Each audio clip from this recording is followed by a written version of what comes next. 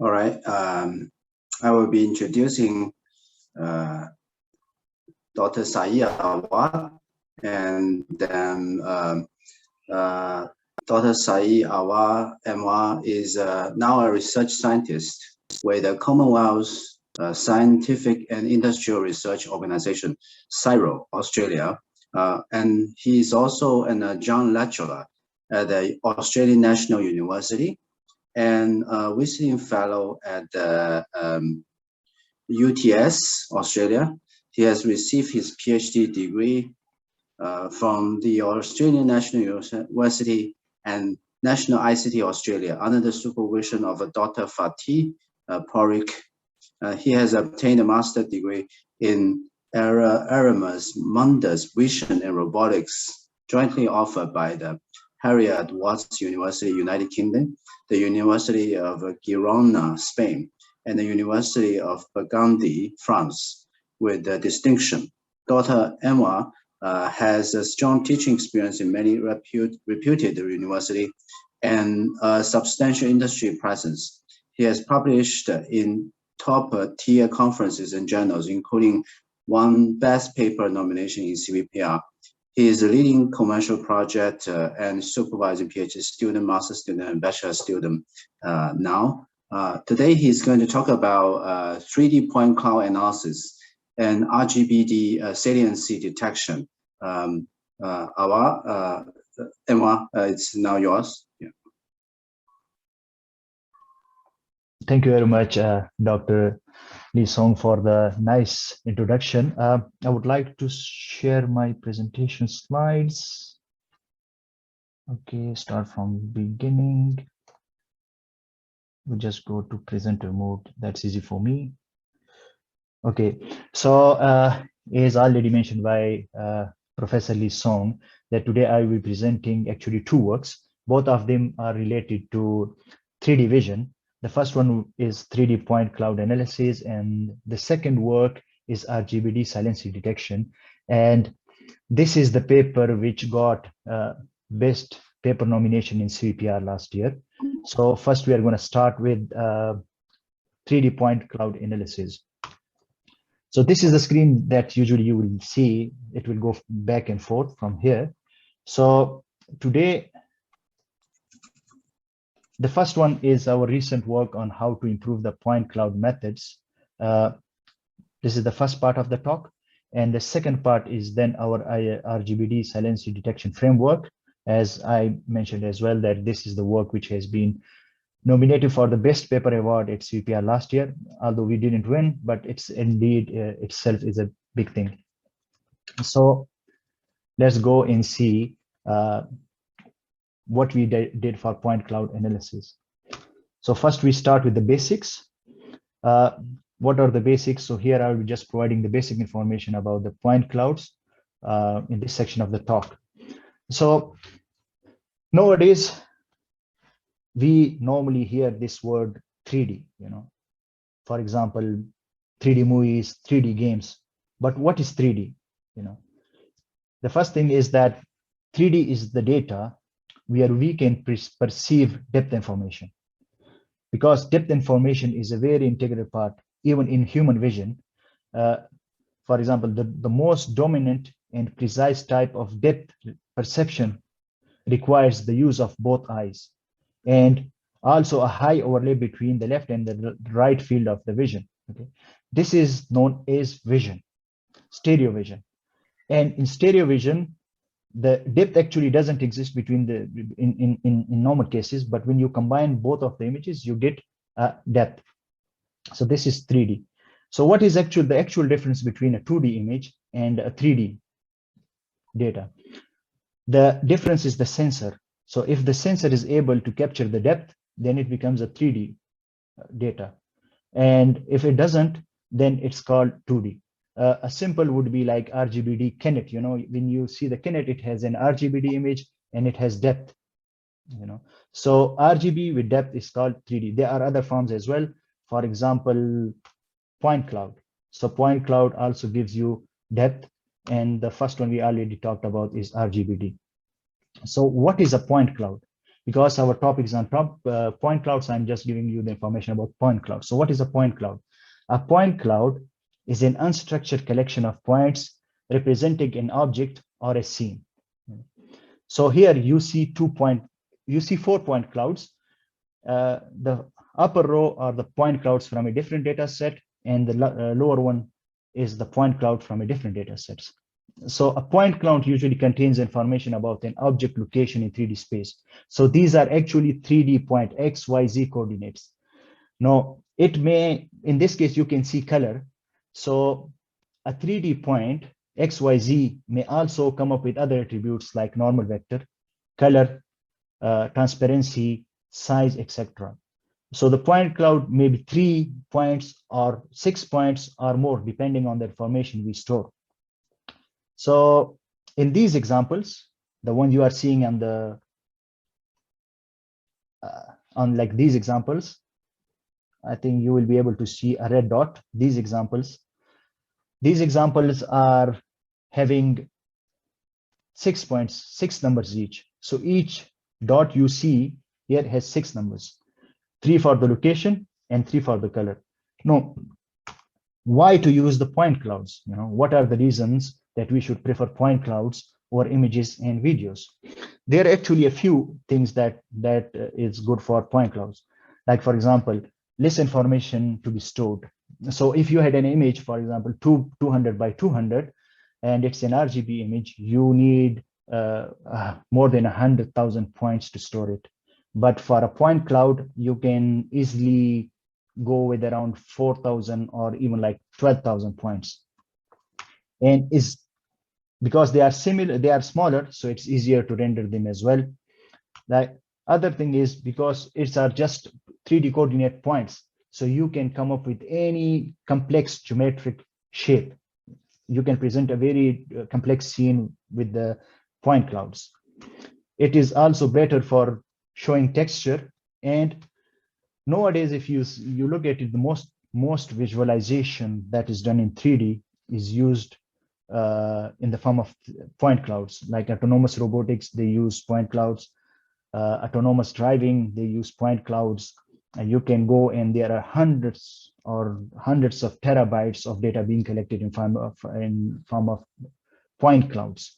So that's why it's important. Now, for us here, we are not presenting, when we looked at different networks, we found out that the networks are not exploiting the specific ingredients that should be incorporated so to fully exploit the point clouds. So we look into different models, and we found that they are missing some ingredients for improving performance. Firstly, importance of feature representation. So apart from most existing works dealing with how to learn point cloud feature representations, here in this plug and play, we focus on how to define the learned features information for high quality point cloud analysis. And analysis here means like classification, segmentation, and detection. Secondly, variety of point cloud context. So we need to fuse, or we need to learn more variety of context, like geometric context, local geometric context, and feature context. And usually they are captured in the same, like, you know, in the same formulation in parallel. Okay. And the last one is the global perception of point cloud. What does it mean is to refine feature points from a global perspective, that is considering the entire feature map. It has two advantages, you can say. The first one is, or two, you can say expects. The first one is to strengthen the interdependencies between the point-wise and the channel-wise elements. And the second, to regularize all the learned points features for the machines to explicitly understand what actually the global context is. Thus, we introduce a novel module. We call it PNP3D. We plug this module in the state-of-the-art methods, and it can improve the quality of features and further benefit the accuracy of the point cloud analysis. We name our module PNP3D because it's plug and play. You just put in and you just train the network. You don't need to do much effort there. And it's composed of two components. One deals with the local context, and the second one deals with the global context. Now, let's jump into how we did it. So this is the overall structure of our PNP module. Let's discuss each point in detail. So the first, I'm going to focus on the local context fusion. Yeah. So the local context has two branches. You can see the upper branch and the lower branch. So we need to inform the network about the geometric relations between the points. Yeah. So we deploy a local context fusion block for this purpose. The upper branch, this one, is the local geometric context, and the lower one is the local feature context. Now, what is a geometric context? In geometric context, we had suppose a specific point. We had a point in the point cloud. We want to capture its surrounding, and its surrounding is the neighbors. So using some metric like KNN or 3D Euclidean distance, we find its nearest neighbors. So when we find the nearest neighbors, we combine the edges between the points in its neighbor, and we defined a local geometric graph 3D in 3D space. It should be noted that the structure of the upper branch and the lower branch are the same. So once we have these geometric relations, means the distance between the neighbors, the normal, or any other kind of information you want to encode, you can just present it in the local geometric structure. So once we have these 3D relations, then we encode these local geometric graphs through a shared MLP, multi-layer perceptron, and then we apply max pooling to aggregate, to aggregate all the information. The same has been done in the lower branch for the local features. And finally, once we pass the local features and the geometric features, we can concatenate them, or we fuse them.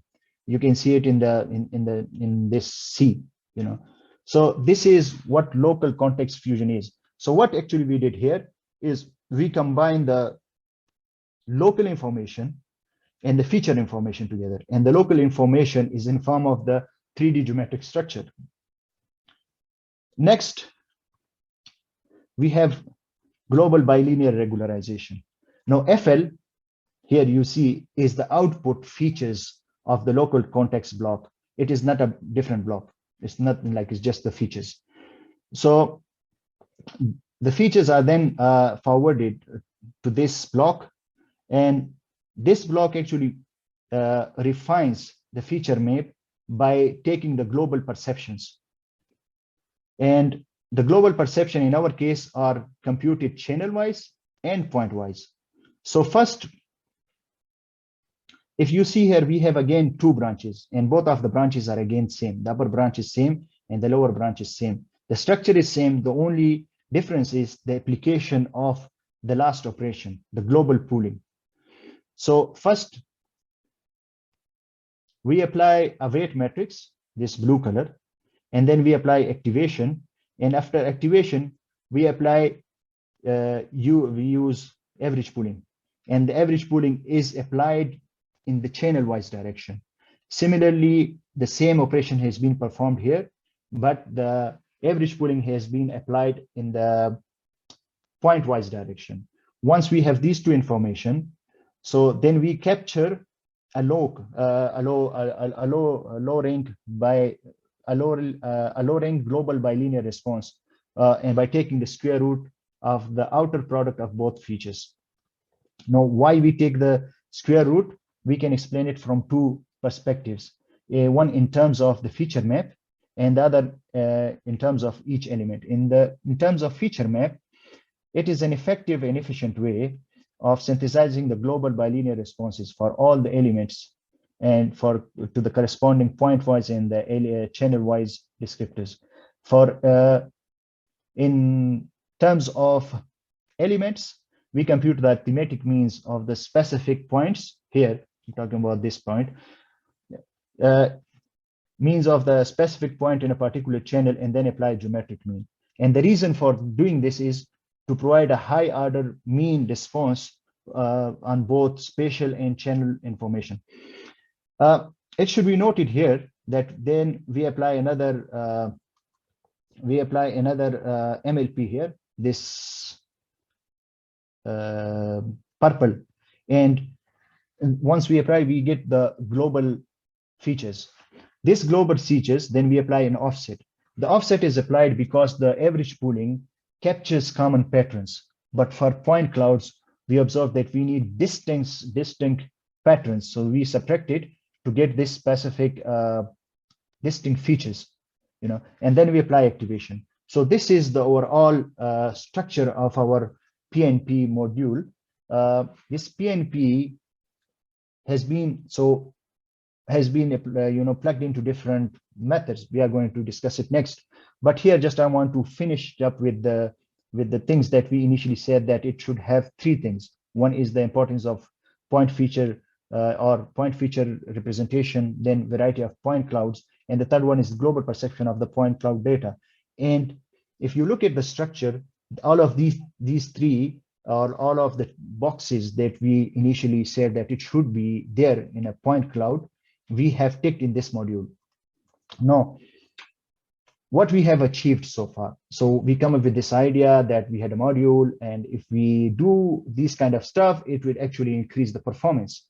And the performance can be tested using different techniques. So it's a point cloud analysis. So what we are going to do is we will first apply it in segmentation, then classification and detection. So first we are going to segmentation. In segmentation, what we do that we select three methods. One is PointNet++. It's an old method, or you can say the pioneering method in segmentation. The second one is RAND-LNet, and the third one is closer look 3D. Now, all of these methods are quite diverse in their nature. So for example, PointNet++ encodes each point feature from a ball-like local area. The random LA, or it takes the advantage of random sampling and the nearest neighbors, and do interpolation between them for large-scale data sets. While the closer look 3D, it do aggregation in a backbone, and usually the backbone they employ is ResNet. So these, if you look into it, it's quite different than each other. And we want to test our module in each of these, that whether it increases the performance or not. So the data set we will be taking in is large scale. It's called S3DIS, and it stands for Stanford Large Scale 3D Indoor Spaces Dataset. It has 13 semantic classes, and it has 6 working areas, and composed of 272 rooms. And the rooms are of type like office, storage, or conference room, etc. And each room has around 0.5 million to 2.5 million points.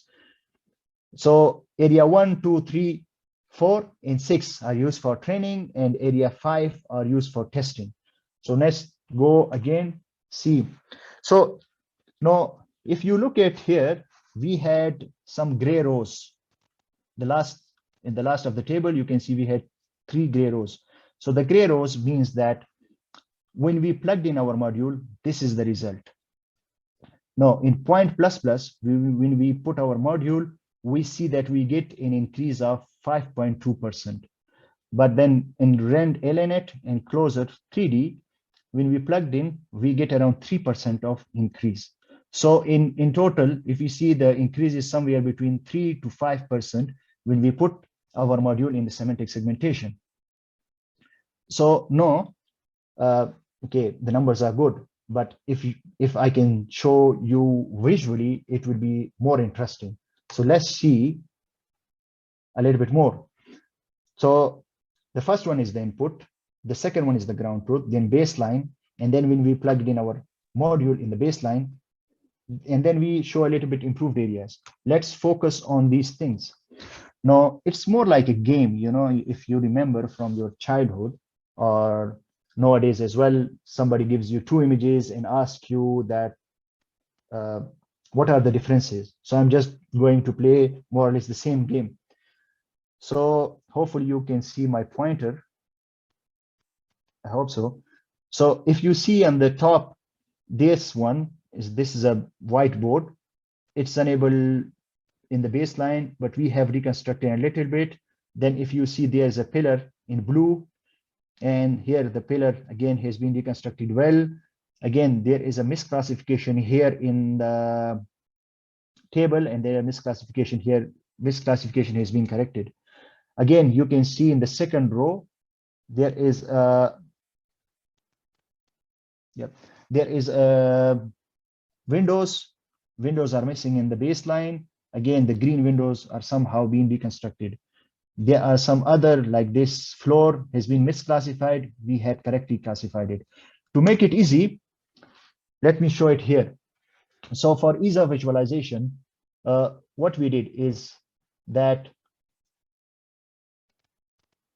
the points that are correctly classified by using our module, but misclassified by the baseline, are highlighted with the red color in this column. This is the last column. So in this column, you see that the red colors, these were the misclassification by the baseline, but when we plugged in our module, we get this beautiful classification. Now, sorry, it's a segmentation, it's not a classification. So when we go to segmentation, again in segmentation, we had three methods. We again pick up PointNet++, RSCNN, and DGCNN. RSCNN and DGCNN again are very recent papers, very good performance as well. Just to give you an idea again that these are different in their nature, RSCNN actually replaces the MLP, multi-layer perceptron, with kind of relationship convolution, and DGCNN used cascade of encoders to create graphs dynamically. That's why it's called DG, dynamically graph CNN. In this case, we use two data sets. One is ModelNet 40, and as the name indicates, it has 40 objects. It is a synthetic data set, and it has more than 12,000 CAD generated point clouds. The second one is Scan Object NN. It has 15 classes, more than 14,000 point clouds, and these point clouds are manually scanned from the real world environments. Now, again, plugging in our module actually improves the results, and the improvement is between 2.7% to 4.3%. The best improvement is for ModelNet 40 is for overall accuracy is 93.4%, and for the Scan Object NN, it is by PointNet++, and the increase is very high, around 4%. The red actually shows the highest increase, the highest numbers, and the black shows that the improvement done by our method. So the improvement done by our method, and then the red one shows the highest improvement. Now, again, visualization is very important. So if you look at the upper maps, heat maps or feature maps, this is from ModelNet 40, and this is the results of the baseline. And the baseline here we used is DGCNN. You can see in this first image, there is a lot of focus on the body. And similarly in this body as well, in the aeroplane. And then in the last image, there's also some kind of focus on the body. But when we plugged in our PNP module, what we found out that instead of focusing on the body, you can see the aeroplane outline. It has been able to focus more on the outline. And similarly for the second image, which is of the car, you can see the outline, and the third and the fourth, and the last one, you can again clearly see it's focusing on the outline. In classification, it helps because when you know the outline, you can easily differentiate, and the network becomes more confident by discriminating between the object. That's why you can see a good increase there. Now, the last thing we want to test our module is in PNP module in detection. Now, again, we go with three methods. The first one is the BoxNet, VoteNet, and IMVoteNet. These methods are quite different in their nature. Actually, the last two has a little bit common, but still there are differences, as I'm going to explain why. The BoxNet directly makes the prediction based on the backbone's output without making a voting process. The VoteNet, as the name indicates, it involves some kind of vote, And the vote is that usually the votes indicates the direction to the centers of the candidate objects. And then using that votes, they predict the 3D bounding boxes. And IMVoteNet uses, or it's an extension of VoteNet, but VoteNet only relies on 3D data, while IMVoteNet relies on 2D data and 3D data as well. And in this case, we are using Sun RGBD. While it shows that it's an RGB in depth, but the depth here is the depth, like 3D points, because the parameters are given and we can reconstruct a 3D point cloud. So it's a single view RGBD data set. It has more than 10,000 images, half of which are used for training and half of which are used for testing. And normally, most common 10 objects in this data set, people report on that. And these 10 objects are here. You can see the bathtub, bed, bookshelf, chair, desk, dresser, nightstand, sofa, table, and toilet. And now, again, the three, you see that when we plugged in our module, we get an improvement. Now, this improvement is around 1 to 2%, and it's not as good as the improvement in segmentation and classification. The reason is that here we only changed the backbone. We plugged in our module in the backbone rather than the full network. So that's why improvement, but still we get a good improvement on this thing, So that's our 3D PNP module, and it gives us very good results. But let's visualize it. The visualization in detection is a little bit difficult, but let's try to make it a little bit meaningful. So this is the ground truth. You can see actually there is a bed, kind of bed there. So next, we had a bounding box, and in the center of the bounding box, there is a red dot. The red dot is actually the centroid of the bounding box. Now, what this is the votes. So this one, if you see there is a red dot, and near the red dot are the blue votes. These blue votes comes when we plugged in our PNP module in the baseline, and the baseline here is VoteNet. So we plugged in VoteNet, you see that our points are close to the red point, and these yellow points are from the VoteNet when we do not use our own PNP module in the VoteNet. So it's scattered. Similarly here, you can see it's more clustered around the center, while this yellow are being spread out. So it shows that, that our modules actually help increase the performance in detection. It's true for the second line as well. Just to summarize that, that better PNP actually better approach the center, which were blue points, as compared to the yellow points. Now, this actually brings us to the end of PNP 3D module. The next one I would like to go is with uncertainty-inspired RGBD saliency detection. Okay, let's jump in. First, we will be looking into the basics. So, what is RGBD saliency detection? But before introducing the concept of saliency detection, let's look at some pictures. These are RGB images. So if I ask you or ask the audience that what is the most single prominent object in this image, what will be the answer? Is it the train, or is it the person in the front, or is it the buildings, or is it the shop? So somebody would come up and say it's the train. Somebody would say it's the person. Somebody would say it's the buildings. Let's move on. If I ask you the same question here, what is the most prominent object here? Some may say it's the horse. Some may say it's the house at the background. Some may say it's the plant behind the house. Now, here again, I will ask the same question, but let's agree, most of us like dinosaurs and it's a T-Rex. So we would say it's a T-Rex. And then we had another last image. I will ask the same question here. What is the most prominent object here? So someone may come up and say, I like the statue. So statue is the most prominent object here. But someone will come up and say, hi, because I like greenery. So this is the ark. The ark I'm talking about this arc, it is the most prominent object. Yeah. Okay. So then actually what we did is we defined what is saliency detection. So saliency detection is usually a pre-processing step in computer vision, which aims at finding objects, but the most salient object in an image, but we are doing it from RGBD data.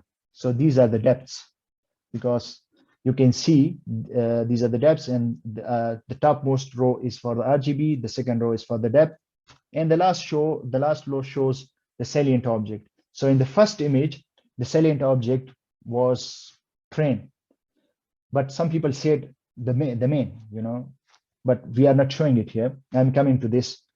The second one is the horse, the third one is the dinosaur, and the fourth one is the statue. So these are the salient objects. Now, there are two things in saliency which usually people doesn't touch on, and we touch on these two things in this paper or this article. The first one is the subjectiveness. When people said that in the audience, said that it can be a person or it can be a train. This was right. Everybody has preference for their own, like according to them, the things are salient according to their own mind. So it's a subjective process. And then there's another thing, that how to come up with a common decision. We do majority voting. What is a majority voting? We ask 5 or 10 annotators and ask them to annotate the salient object in the images. No, everybody will come up with their own annotation. Then what we do at the end, that we take the majority of the points which are being marked by the majority of the annotators. For example, if we had 10 annotators, so in this case, at least 6 annotators should agree that a point is salient. Using this motivation, we actually design our network. So the first thing we said that, okay, modeling saliency prediction, before it was modeled as a point estimation. So you just put an image and it will give you the same answer every time. We said, no, we have to do it differently, and we want to do it as a distribution estimation instead of point estimation. And the second thing, we want to say that, okay, we should have some kind of subjectiveness, and the subjectiveness should be incorporated using some kind of variable. We call this variable as latent variable Z. And I'm going to explain where the latent variable Z would come up in our model. So most of the things, most of the basics we have covered. Now next, we have to put the idea into the implementation. So here, this is our network. No, it's a complex network. Yes, I know it's a complex network. So it involves conditional variable autoencoder. It's a probabilistic network, and it takes RGBD images, and it produces different saliency predictions because of a random variable Z, which is embedded in the network. And that Z actually shows the subjectiveness of this network. There are 4 components. Actually, you can see in the diagram it shows 5 components, but I'm going to tell why I'm saying it's 4 components. So in each component we will focus on, and then we will talk about each component separately. So first, I'm focusing on LatentNet. So LatentNet is composed of 2 networks. One is prior net, and then the other one is posterior net. In the equation below, when you see P theta Z of X, Z by X, this is the prior net, and Q, phi, Z, X, and Y, this one is the posterior net. And between them is the KL divergence loss. So we define the prior net as P that maps the input RGBD image pair. We call this RGBD image pair, suppose X, to a low dimensional latent feature space. And here the theta, you see the laser pointing, is the parameter of the parameter set of learning parameters for the prior net. Similar, the structure of the prior net and posterior net is same, but there is a simple difference. The difference is that the posterior net takes the X, means the RGBD image, and it also takes the ground truth Y. and here the phi actually are the learning parameter sets. Now how, and this whole we call it latent net. So what is the structure? The structure of the posterior net and the prior net is composed of 5 convolution layers. Both of them have 5 convolution layers. The only difference is that they take different input. The prior net takes only X, while the posterior net takes the input X as well as the ground truth. Now, the KL divergence is used to measure the distribution mismatch between the prior net and the posterior net. Or in other words, we say that how much information is lost when using posterior net to represent the prior net. So this is the first part of our network. There's a point, I'm just skipping it to the last, that how, because here we said that we are going to produce different Zs or diverse predictions. It's a stochastic process. I'm going to talk about this at the end of the network. No, the second part is the depth correction network. Now, the depth correction networks actually improves the depth quality and produce a refined depth. Why we need this? Because when we use sensors like Microsoft Kinect, or we use stereo images, whatever the depth we usually get has some noise. So we want to remove this noise, this inherent noise because of the data. So this is why we do this depth correction. We use this depth correction network. So the depth correction network again has two parts. The first part is the encoder, and the encoder is the Saliency net. Skipping this part to the next because the next thing is the Saliency net. But the decoder is actually composed of 4 sequential convolution layers and a bilinear upsampling. Now, as I told, the next part is Saliency, and the depth first part is also Saliency net. So let's focus on Saliency net. This is Saliency net. The Saliency net actually it's a prediction network. It's a Saliency prediction network, and it takes RGB-D image pair as input that comes from the depth refinement network, and produce a deterministic Saliency feature. But here remember that the depth RGBD depth D comes from the refined network. Now, the encoder part, or the first part, is composed of VGG network, and it's actually the S1, S2, S3, S4, S5 is the VGG blocks. And this, then we take the features from each block and give it to dense AP. So what is dense AP? It is dilated dense net convolution network. And because it's dilated, it has dilated convolution because our aim is to capture whole of the image, receptive field of the whole image. And at the end, when you see the the C1_M, it is just 1-by-1 convolution. So we take the features from each dilated dense net convolution block and concatenate it and pass it to a single 1-by-1 convolution layer. No. So we have done 3 parts: the latent net, depth net, depth correction net, and Saliency net. So we are coming now to the last part, and the last part is the prediction net. Now, remember that we got the stochastic features from the latent net, and we got the deterministic features from the Saliency net. Now, what we did here, that we can concatenate both of these features directly. But we found out, because the stochastic features changes every time, the network only learns from deterministic features. So instead of simple concatenation, we mixed it. So we actually mix both features channel-wise. So the network doesn't know that which one is the deterministic one and which one is the stochastic one. This was a trick, and it worked very, very well. And the network, this prediction network, is actually composed of 3 convolutional layers, and each convolutional layers gives different types of feature maps, and the output of this network, prediction network, is the Saliency map. You can see this, actually, this black and white picture here. It's most probably a rose. So this is the most silent object in the image. Now, so this is our training pipeline. Our testing pipeline is a little bit different. Let's see, a small difference actually there. So we are not using the posterior net because it takes some kind of ground truth. And we actually, the transfer of the knowledge of the posterior net to the prior net. Prior net, depth correction net, saliency net, and prediction net, they are the same. One thing that we didn't discuss or we didn't require at the time of training was the saliency consensus. So what is the saliency consensus? This is the second part we talked about, and that is embedding the majority voting.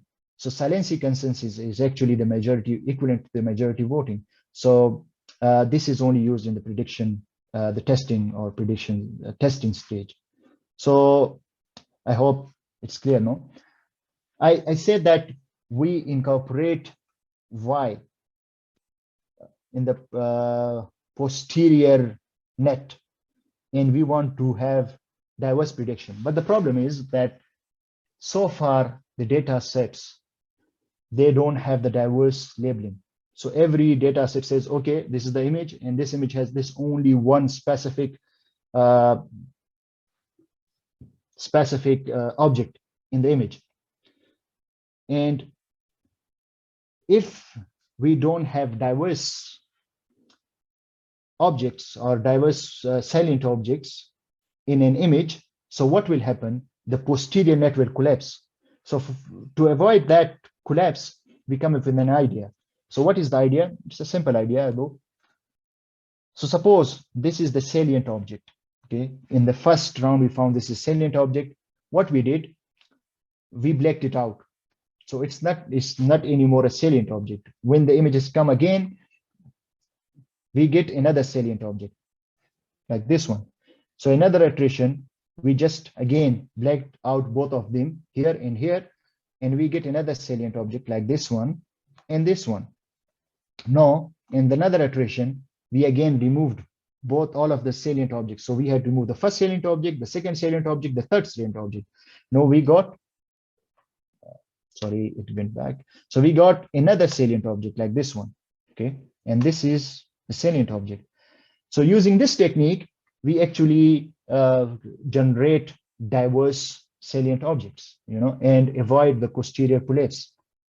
Now, let's see how that's what we have done so far. Let's see what we have achieved using this technique. Now, just first to let you know that we use 6 data sets. Out of the 6, 5 data sets are very commonly used. That includes NJU2K, NLPR, SSB, LFSD, and DAS. And the one is a recently proposed data set, which is salient person data set. Now, again, we use 4 different metrics, in which 2 of them are widely used: mean absolute error and mean F score, or mean F measure. And the recently proposed ones are enhanced alignment measure, E measure, and structured measure. Remember that the higher the F score, the E score, and the S score, the better it is. And lower MAE, mean absolute square, the lower, the better it is.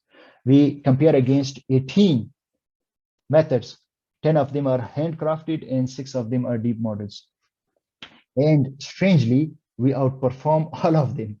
Means our performance is very good as compared to the other methods. That was just like, amazing when we saw this thing. This again, we just plot the E measures and F measure. The top row shows the E measure and the bottom row shows the F measure. There are around 18 methods, and it's very difficult to look at to find out which one is better. But simply, if you look at the red line on the top, this is our. So you see that red line is always on the top in the E measure, and in the F measure, which is the second row, you can see again there are 4 curves, and our method UCNet is on the top. Some visual comparisons. Here, the DMRA is a recent method, very well established. MH1 and MH2 are 2 predictions from M ahead, and DP1, DP2 are predictions of 2 random MC dropout during testing. Hours 1, hours 2, and UCNet. Actually, hours 1, hours 2, and UCNet, all of them are hours. It just shows that how different predictions we get. If you see the last one, we are getting quite different predictions. Like in the other cases, they are more consistent. In our case, we get different predictions. Again, this is just another simple visual comparison. So sample 1, sample 2, and sample 3 are our predictions. You see the last one, just talking about the last one, you see that you had a cup. You had a cup with some little down thing, and then you had a cup with a box. So what we want to show here is that there is something for you. So if you are looking for a specific point, like for a specific object, so one of the Z would give you that specific object you are looking for. Now, some insights. We actually said that it's more natural and visible to treat saliency as a distribution estimation problem because it's a subjective process. It has a subjective attribute. And what we found out that there are some tricks. So for example, dimension of Z matters. What it means that if you had a larger Z, it can improve the diversity. Once you improve the diversity, the problem is that the performance will naturally decrease. But if we use smaller Z, then we will be able to generate consistent predictions. And when we can be able to generate consistent predictions, the performance will increase. Now, the other thing is that the position where we fuse Z, with deterministic features, that matters. So if you put it in a different place, the diversity will be influenced. And the last thing is that if you use some kind of loss, we can enable the KL divergent loss. It may lead to a better performance. So the codes are available online. You can just go and look at the codes. And I hope this is the last slide. So if you had any question, I'm here. You can contact me if you don't get the time to ask the question. No, you can just email me or call me. My numbers are available here. Thank you very much. Thank you for the talk, Saeed. Let me start with the question, and other people may join or type the question to me. One question I have is, in general, the saliency detection, just from maybe from the learning point of view, wouldn't saliency somehow depends on the, for instance, goal of the agent? For instance, if I'm a person, I'm in the kitchen, right? And there are so many objects. Depends on what I want to do, then the object may become salient, right? So in some sense, in some sense, you need to have a closed loop or interaction between the agent and the environment in order to be able to identify what is salient, right? So what do you think about this aspect? Or, are these tasks defined for saliency detection, or the data set you have now is the right data set to use, or is there a better way to define the problem? Things like this. Yeah, so saliency is a little bit like, in some people may call it a bit controversial. Like a person may come up and say that, okay, you are like if there's an image, people usually go for the middle of the image. So people will think that that is the salient object. In your case, for example, if it's a kitchen, so everything there belongs to the kitchen. So for example, if a knife is there, it's a normal thing lying there. If a glass is there, it's normal. But if there's a laptop in the kitchen, it may be a salient object. So salient object is a subjective process. To answer your question, no, we don't have any kind of data sets which actually is specific to specific tasks. The data sets are very general. We actually, the same with our students, we may have a data set which will be releasing soon, and it is one of it has like 500,000 images or something.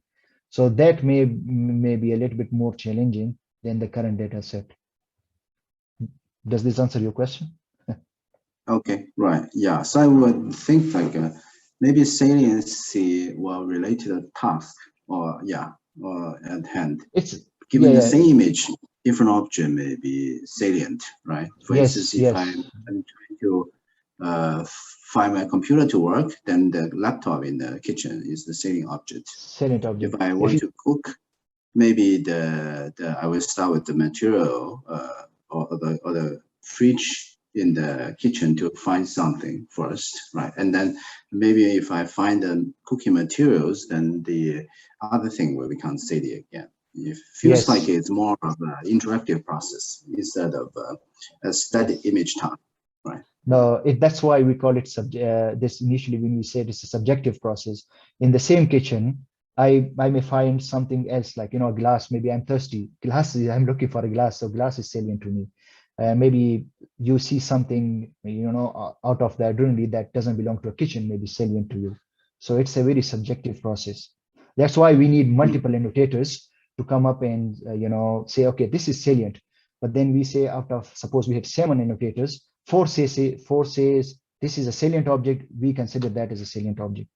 There is a certain kind of biasness from humans as well. So like even the people have conducted experiments where they put the glasses on the eyes, and when somebody enters to the scene, the first thing they focus on, that's they consider it the salient object. So eye tracking is also used in saliency detection.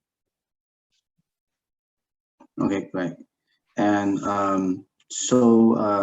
for these saliency detection, what will be for instance, the downstream application for saliency detection? Oh, it's a How, segmentation if you looked at it.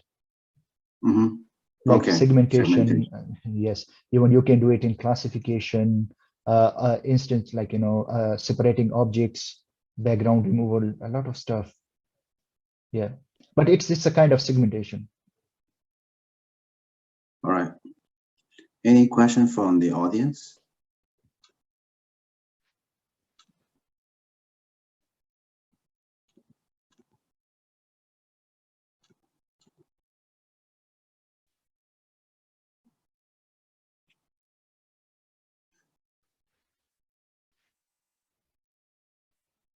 So I have one more question related to this. Yep. Say it's a autonomous driving kind of scenario, right? And then it is rather than image, maybe image process the 3D point cloud, this type of data, right? Is there any data set like this for the self-driving car case, autonomous vehicle case? There is actually a data set from left, but that is not for the autonomous driving, but that can be used Mhm. to model autonomous driving. Like they collect this data set. I think there is one from Waymo as well, but it's a very huge data set. So they have annotated these data sets for the task like bounding boxes, segmentation, and that can be used Mhm. for autonomous driving, autonomous uh, robotics, this kind of stuff. I see. The reason why I thought about this scenario is because in the self-driving case, there's a goal before the agent, because Yeah.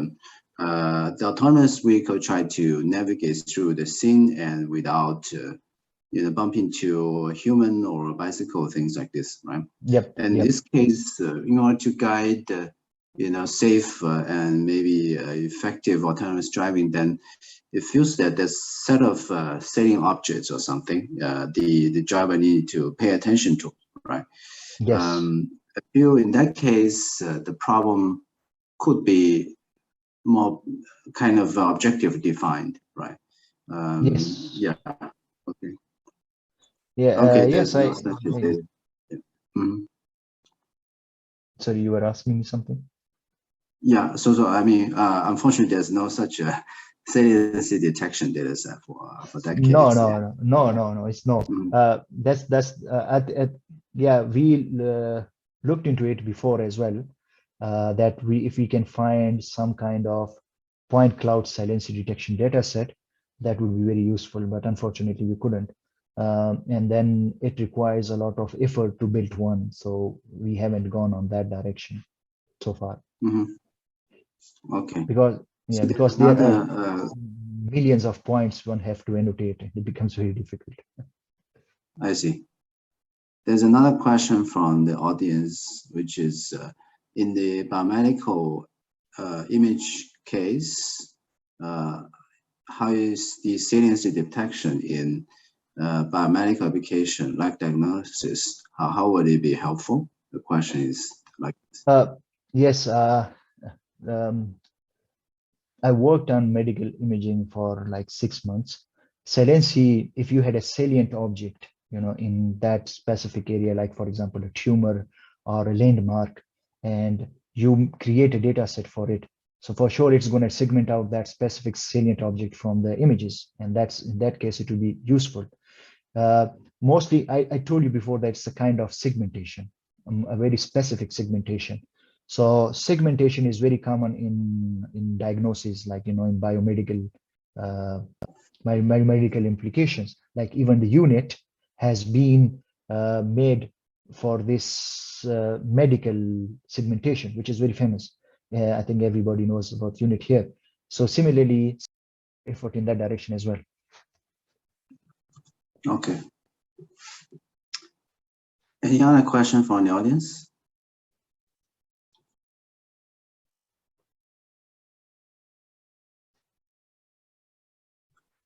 It seems that we have all the questions.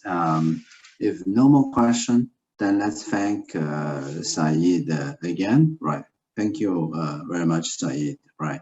After this talk, you will be meeting the faculty. Right. Yeah. Yeah. Yeah. All right. Okay. Yeah. Okay. Thank great. you very much. Thank you very much. Yeah. For Thank the you very talk. much. Yeah. Yeah. See you later. Bye. See you later. Bye. Mm-hmm.